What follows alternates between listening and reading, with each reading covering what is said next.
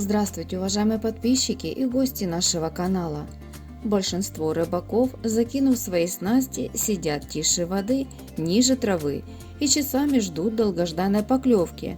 При этом они раздраженно поглядывают на более активных коллег, которые то и дело меняют наживку на крючке и проводят различные манипуляции со снастями.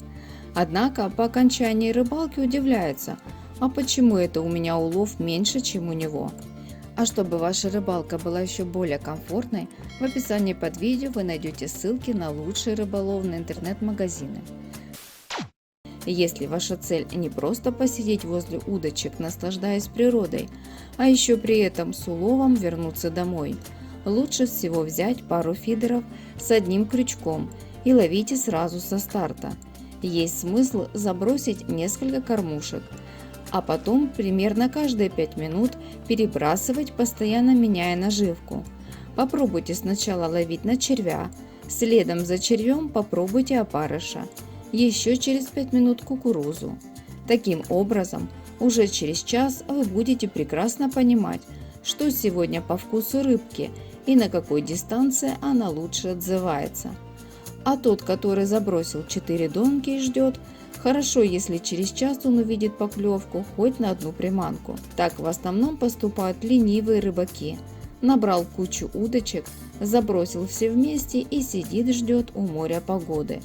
Активные рыбаки редко берут больше 2 удочек.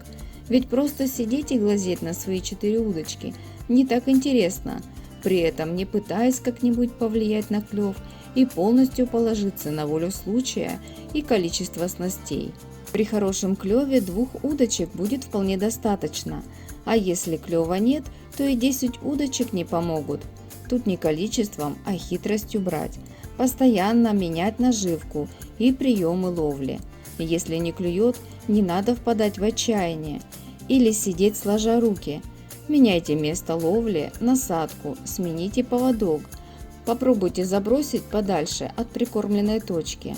Если у вас на протяжении 20 минут не клюнуло, обязательно стоит перебросить ваши снасти.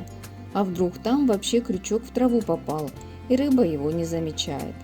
А как часто вы меняете наживку на рыбалке? Напишите в комментариях.